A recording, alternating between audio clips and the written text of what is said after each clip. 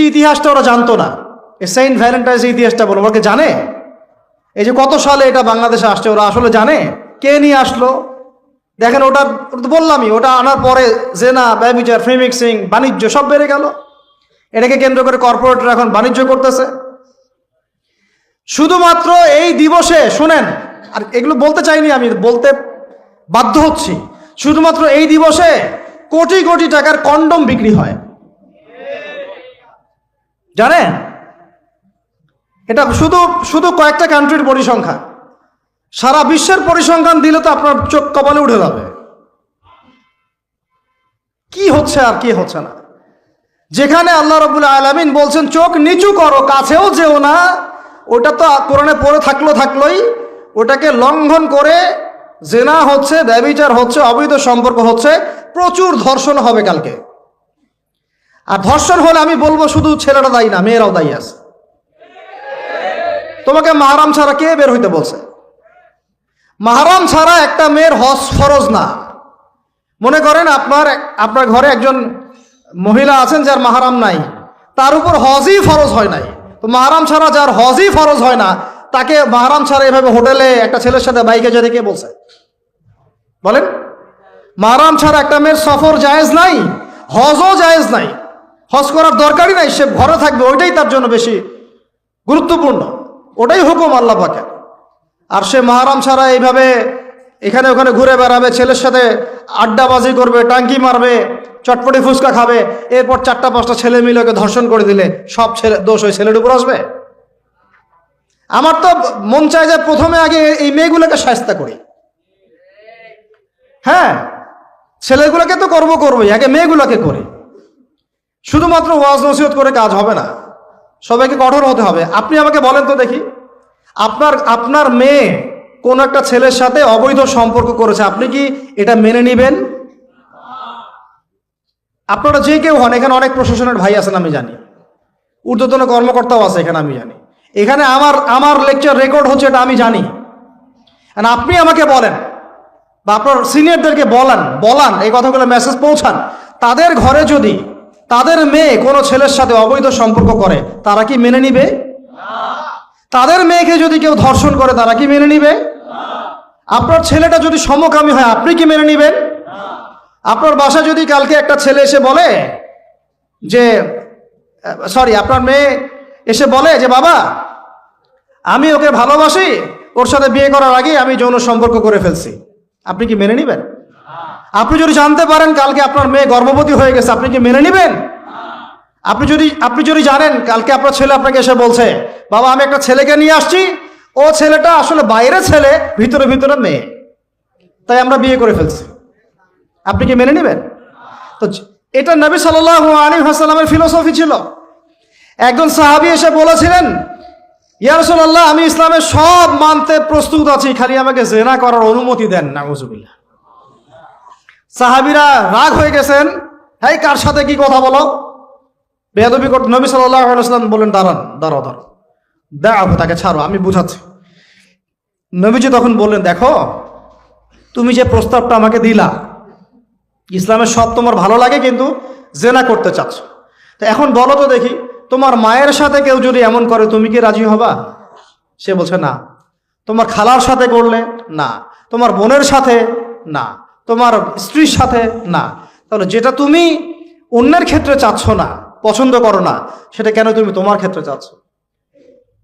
এভাবে চিন্তা করলে আমাদের আর কথা বলা দরকার আছে? আল্লাহ পাক আমাদের সবাইকে কথাগুলো বোঝার তৌফিক দান করে। এখন শেষ করে দিচ্ছি এই পয়েন্ট থেকে। দেখেন আমাদেরকে সবচেয়ে ভালোবাসেন আমাদের রব আল্লাহ।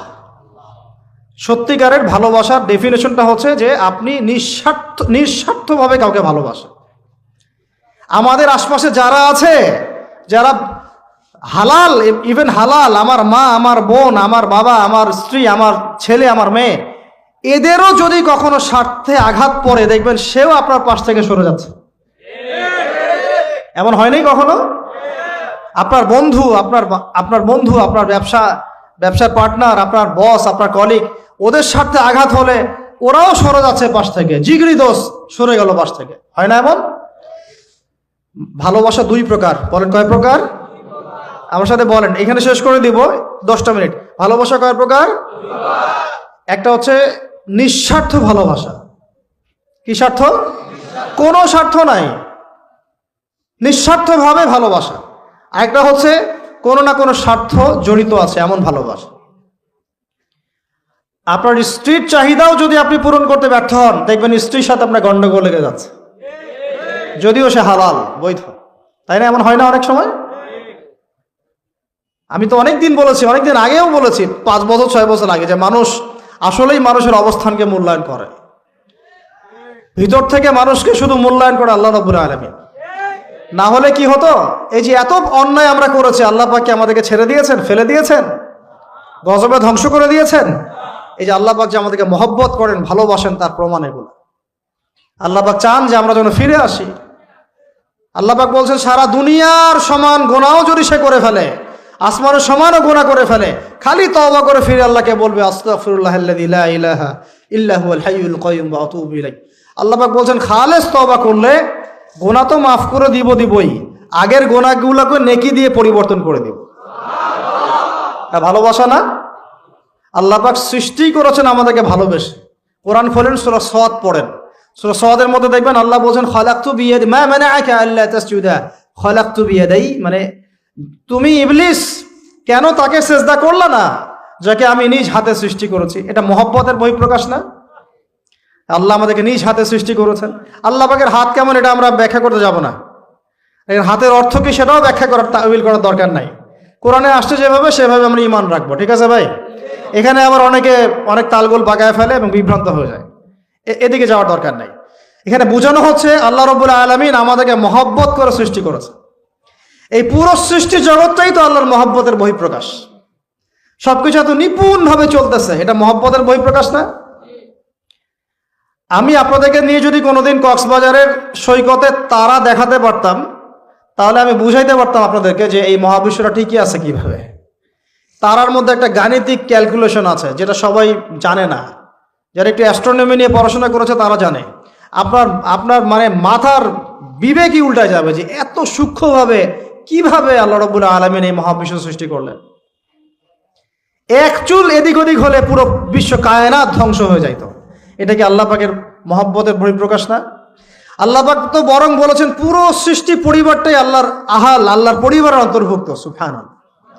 এমনকি আল্লাহ পাক আমাদেরকে বলেছেন, তোমরা জমিনবাসীর সবার উপর রহম করো। ইরহামু মান ফিল আরদ ইরহামুকুম মান ফিস সামা, তোমরা সবার উপর রহম করো, দয়া করো। দয়া রহম এটা তো মহব্বতের একটা অংশ। তোমরা সবার উপর দয়া করো, রহম করো, মহব্বত করো। এটা কি হবে? তাহলে আল্লাহ পাক আসমানে যিনি আছেন আল্লাহ পাক তোমাদের উপর রহম করবে ইনশাআল্লাহ। আমরা সেই মহান সত্তার ভালোবাসার থেকে বের হয়ে হারাম এই যৌন ভালোবাসার দিকে যাওয়ার চেষ্টা করেছে। আসলে এটা ভালোবাসা না, যৌনতা, এর দিকে যাওয়ার জন্য এইসব করছি। আল্লাহ পাক আমাদেরকে মাফ করে যেন হেদায়েত দান করেন।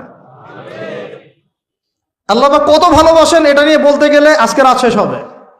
দেখেন, আল্লাহ রাব্বুল আলামিন আদম আলাইহিস সালামকে সৃষ্টি করেছেন, করে সমস্ত নাম শিক্ষা দিয়েছেন। নাম মানে হলো ইলম। নাম মানে কি? ভালো না বাসলে আল্লাহ পাক কাউকে সবচেয়ে সেরা কিছু দান করেন? সূরা ৩ আল্লাহ পাক কি বলেছেন?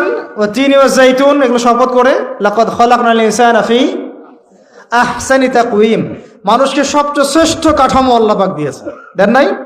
তো কাউকে যদি মহব্বত না করা হয়, তাকে আপনি সবচেয়ে সেরাটা কি দিতে পারবেন?